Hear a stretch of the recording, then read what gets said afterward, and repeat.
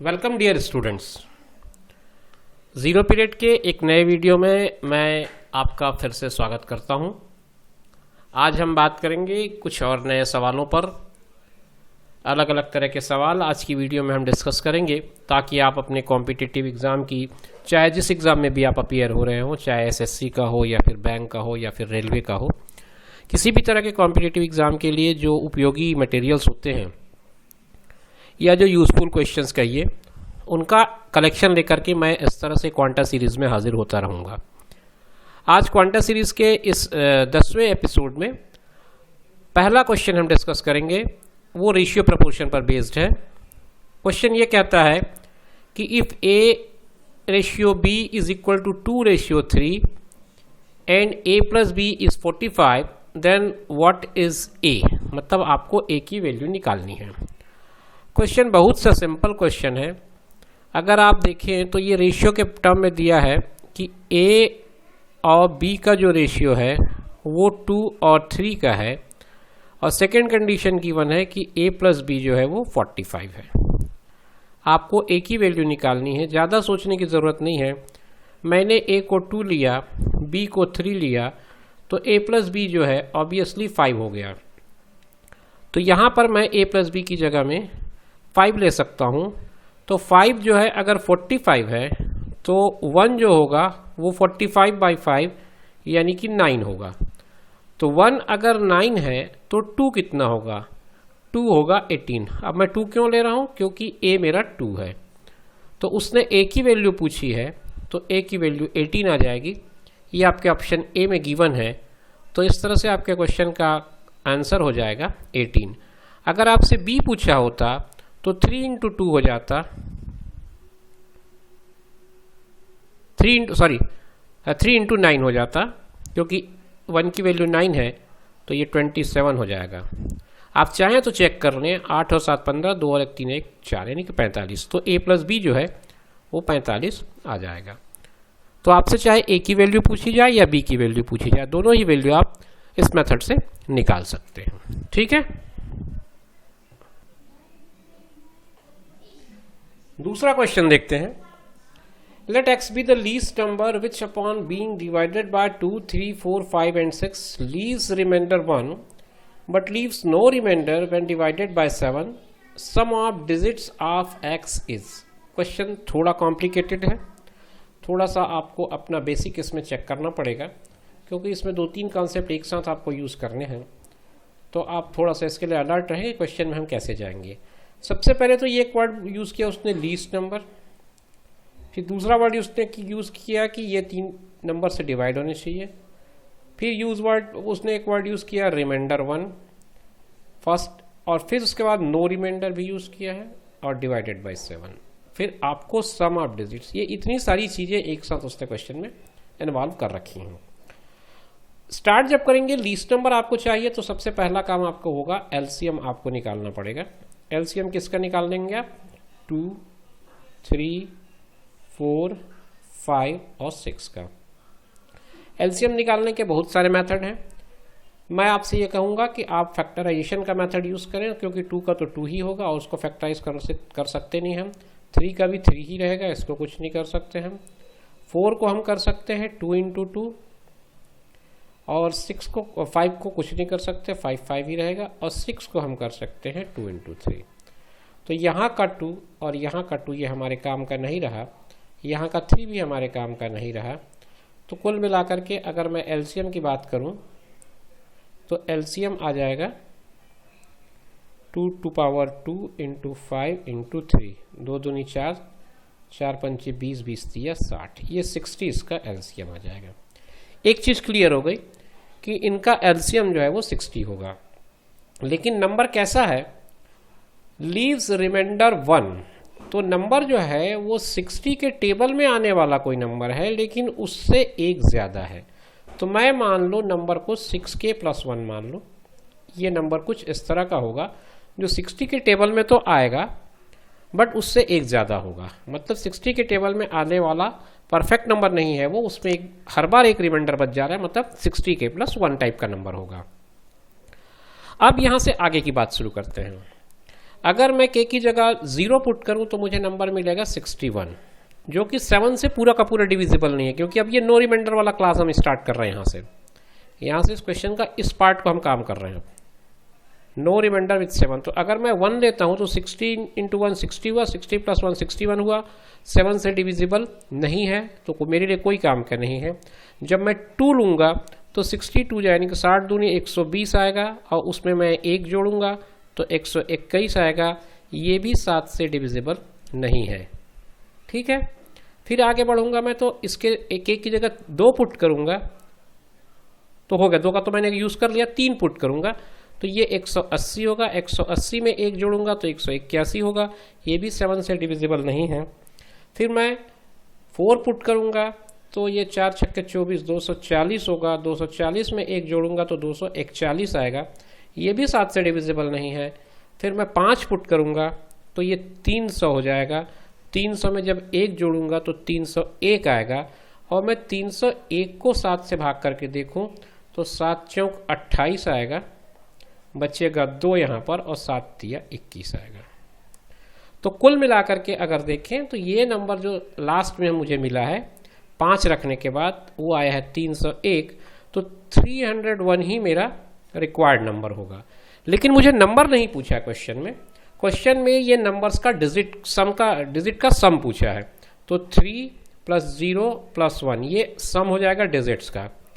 तो इसका सम of digit जब पूछ रहा है वो, तो सम ऑफ डिजिट आप लिखेंगे, सम ऑफ डिजिट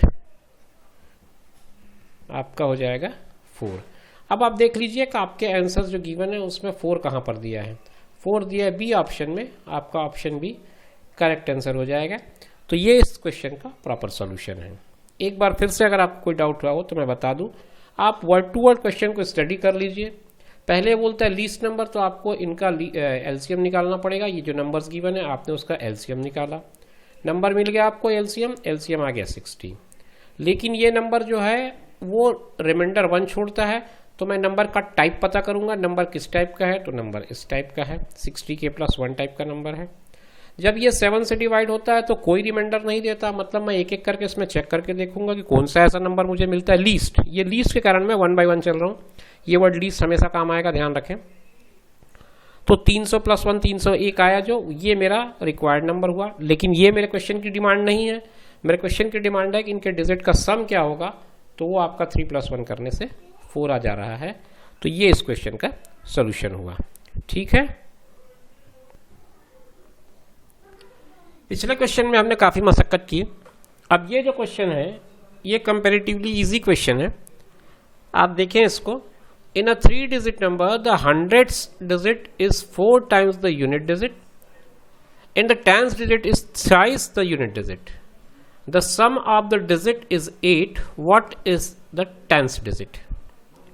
चलिए, बहुत सिंपल सा क्वेश्चन है, आपको ज़्यादा इसमें काम करने की ज़रूरत नहीं पड़ेगी। बस मैं तो कहता हूं कि बिना पेन पेपर के भी आप इस क्वेश्चन को सॉल्व कर लेंगे, आसानी से सॉल्व कर लेंगे। देखिए, क्वेश्चन को मैंने ऐसा सोचा कि मैं मान लेता हूं कि जो 3 डिजिट का नंबर है वो नंबर है कुछ इस तरह से x, y, z। ये 3 डिजिट है, ये 1s पे है, ये 10s पे है, और ये 100s पे है। ठीक है, ये 1s पे, ये 10s पे, और ये 100s पे। अब ये क्या क्या बोल रहा है, 100th digit is 4 times the unit digit. तो ये जो 100th डिजिट है मतलब x जो है वो 4 times है z के, and the 10th digit is thrice the unit digit. तो ये जो 10th डिजिट है वो इसके thrice है, और डिजिट का जो सम है वो 8 है, मतलब x + y + z अगर करूं तो वो 8 है। तो x की जगह मैं 4z कर दूं, y की जगह 3z कर दूं, ये तो z खुद है ही है, तो 4 3 7 7 1 8 8z मतलब 8, तो z की वैल्यू 1 आ गई। z की वैल्यू 1 आ गई, तो what is 10th digit, 10th digit आपका क्या है, y है, तो y विल बी 3z, मतलब 3 × 1 तो 3 आ जाएगा। तो बहुत आसानी से आपने 10th डिजिट निकाल लिया। अगर आपको 1st डिजिट पूछा होता तो आप आसानी से इसको लिख सकते थे, 100 डिजिट पूछा होता तो भी लिख सकते थे।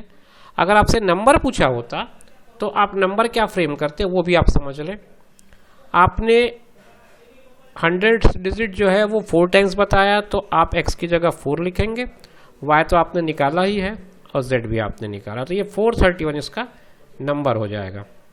तो इस तरह से क्वेश्चन में कोई भी रिक्वायरमेंट हो, अगर आपने एक डिजिट निकाल लिया और बाकी डिजिट उसी से रिलेट कर रहे हो तो आप आसानी से बाकी नंबर्स निकाल सकते हैं। ठीक है, चलते हैं आगे के क्वेश्चन में। फ्रेंड्स, ये इस वीडियो का सबसे अच्छा क्वेश्चन है और कॉम्पिटिटिव एग्जाम्स में पूछे जाने वाले क्वेश्चंस में ये फ्रीक्वेंटली पूछा जाता है और पिछले कुछ सालों के अलग अलग तरह के कॉम्पिटिटिव एग्जाम का भी पेपर अगर आप देखेंगे तो ये किसी न किसी रूप में आपको ज़रूर दिखेगा। पहले पढ़ते हैं क्वेश्चन क्या कहता है। टाइम एंड वर्क का क्वेश्चन है।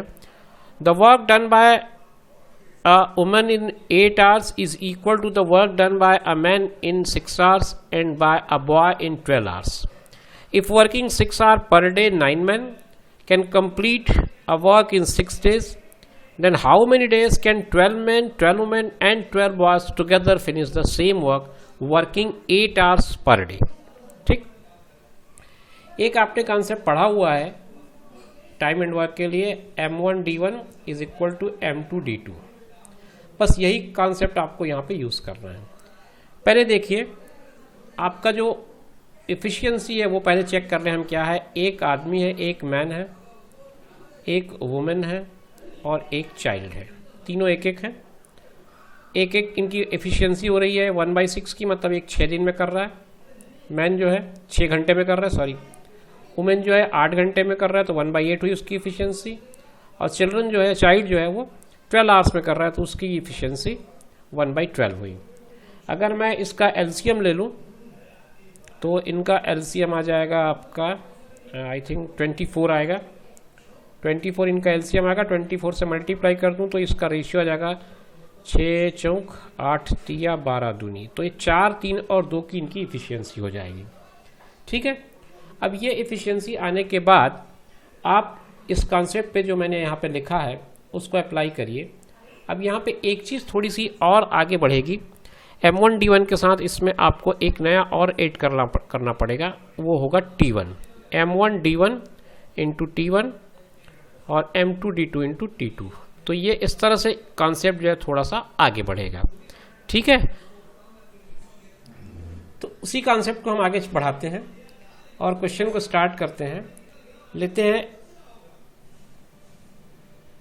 M1 D1 T1 equal to M2 D2 T2। अब ये कैसे पुट करना है उसको समझिए आप। ठीक है, मैन कितने हैं? 9 मैन है। ठीक, D1 6 दिन और टाइम 6 घंटे। ठीक है, 9 मैन 6 घंटे और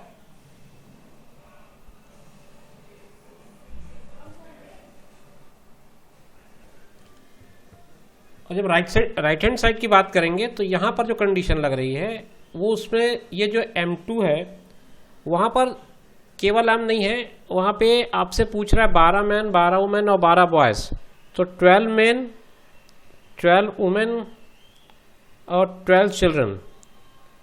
और D2 जो है ये हमको फाइंड आउट करना है कितने दिन लगेंगे, और वर्किंग आवर जो है वो 8 आवर्स है। ये देख लीजिए, ये 8 आवर्स यहाँ पर दिया हुआ है, 12 वुमेन 12 मैन एंड 12 बॉयज, ये टुगेदर है। अब आपको इसको सॉल्व करना है, तो 9 को मल्टीप्लाई कर दीजिए आप 4 से, क्योंकि इनकी इफिशियंसी 4 की है, 6 6 ही रहेगा, ये भी 6 6 रहेगा, और ये 12 मैन 12 वुमेन और 12 जो चिल्ड्रन है इनकी भी इफिशियंसी चेंज कर दीजिए, 12 इंटू 4 हो जाएगा, और यहाँ पे वुमेन की जो इफिशियंसी है उसके अकॉर्डिंग वुमेन को मल्टीप्लाई कर दीजिए, चाइल्ड की जो इफिशियंसी है उसके अकॉर्डिंग चाइल्ड को मल्टीप्लाई कर दीजिए, और D2 तो हमारा अननोन है, उसके साथ 8 रहेगा। ठीक है, अब देखो सिंप्लीफिकेशन का काम जो है बहुत आसानी से बहुत सिंपली करिए आप। 9 इंटू 4 इंटू 6 इंटू 6, यहाँ नीचे डिनोमिनेटर में ले आइए, 12 चौक 48 होगा, फिर 12 तिया 36 होगा, फिर 12 दूनी 24 होगा। लेकिन वो ना करके आप 12 को सीधा कॉमन ले लें और ये 4 3 7, 7 और 2 9 हो जाएगा अंदर, तो 12 × 9 हो जाएगा ये। और फिर ये D2 आपको निकालना है, 8 रह जाएगा, यहाँ पे D2 रह जाएगा। आप कैंसिल कर दीजिए, 9 9 कैंसिल हो जाएगा,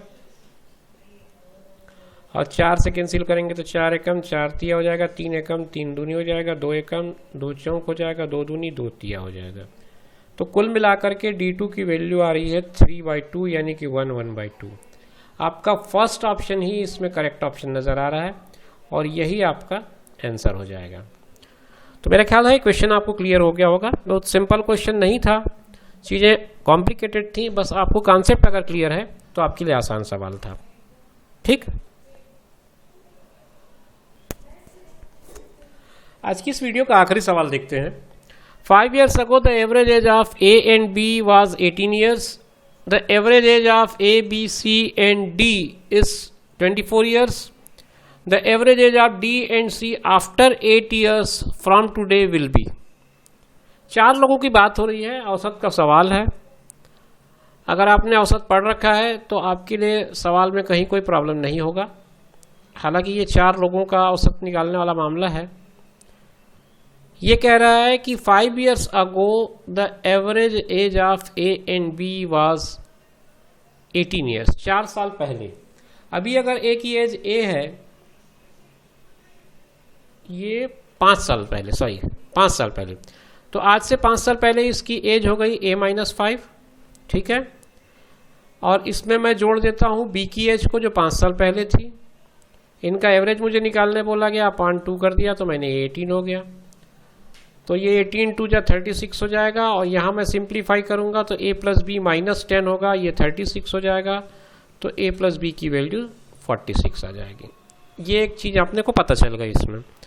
अब फिर वो बोल रहा था average age of A, B, C and D today is 24। तो A को B, C और D सबके साथ अगर मैं जोड़ के उसका एवरेज निकालना चाहूँ तो ये A + B + C + D जो होगा वो आएगा 24 × 4 यानी कि 96। ये जो सम है वो A, B, C और D चारों का है। ये सम A, B, C और D चारों का है, ये सम केवल A और B का है। मतलब अगर मैं इतने को ब्रैकेट में लेके इसकी जगह यहाँ पे 46 पुट कर दूँ तो मुझे C + D की वैल्यू आ जाएगी 96 - 46 यानी कि C + D की वैल्यू आ जाएगी 50। तो ये मुझे मिल गई C + D की वैल्यू। अब C + D की का अगर एवरेज टोटल 50 है तो इनका करंट एवरेज जो निकलेगा C + D/2 जो निकलेगा वो 25 आएगा। लेकिन ये पूछ रहा था average age of D and C after 8 years. After 8 years की बात अगर मैं करूं तो आफ्टर 8 ईयर्स इसके एवरेज में भी 8 बढ़ा दो, कुछ नहीं करना है आपको। तो एवरेज एज जो आ जाएगा वो 33 ईयर्स आ जाएगा। तो आपके क्वेश्चन का जो आंसर है वो आ जाएगा 33 ईयर्स। ठीक है, तो ये कुछ अच्छे सवाल आपने आज देखे होंगे। 1-2 क्वेश्चन आपको मुझे लगता है टफ लगे होंगे, मगर ओवरऑल अगर देखें तो एक अच्छा कलेक्शन था आज के क्वेश्चन में। अलग अलग टॉपिक, अलग अलग चैप्टर्स के थे क्वेश्चंस, और सारे क्वेश्चंस हमने कोशिश किया कि कुछ ट्रिक से बना सके, कम समय में बना सके। ये पेन पेंसिल का यूज़ इसलिए भी आपको ज़्यादा दिख रहा होगा क्योंकि अभी हम एक्सप्लेनेशन के पार्ट में हैं। हमको अगर एग्ज़ाम में बनाना हो तो हमको इतना सारा काम करना भी नहीं पड़ेगा। तो इस तरह से अपनी प्रैक्टिस में आप अपने थॉट प्रोसेस को ज़रूर चेंज करिए, आप अपने सोचने का तरीका बदलिए, तभी आप जल्दी क्वेश्चन सॉल्व कर पाएंगे। तो ये थी आज की क्लास। हम नेक्स्ट वीडियो में फिर मिलेंगे, तब तक के लिए टेक केयर, बाय बाय।